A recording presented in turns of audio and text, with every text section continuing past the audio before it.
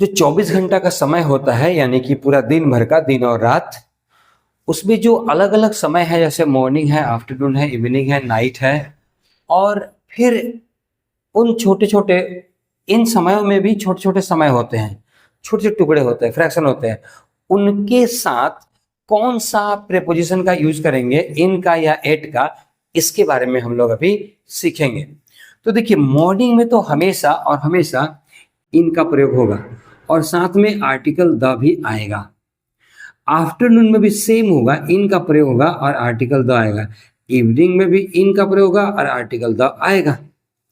Night में इन का प्रयोग होगा और आर्टिकल द आएगा, लेकिन ये वाला नाइट स्पेसिफिक होगा। क्या होगा? स्पेसिफिक होगा, खास रात होगा ये, ठीक है। स्पेसिफिक रात, कोई खास रात, कोई विशेष रात, उसमें कोई घटना हुआ हो, कोई खास बात हुई हो।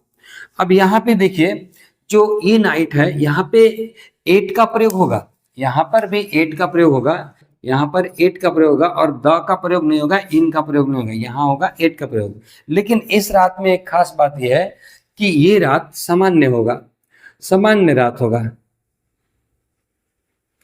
जैसे हम रोज रात को सोते हैं, आई स्लीप एट नाइट।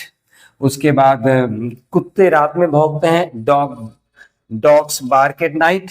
तो ये सब होता है, इसमें हम लोग लगाते हैं एट। अब समय के छोटे हिस्से हैं, जैसे सुबह का एक छोटा हिस्सा है डॉन, तो इसमें हम लोग लगाते हैं एट।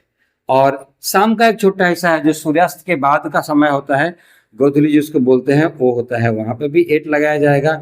नून का मतलब दोपहर का होता है, यहाँ भी एट लगाया जाएगा। मिड नाइट पे भी एट लगाया जाएगा।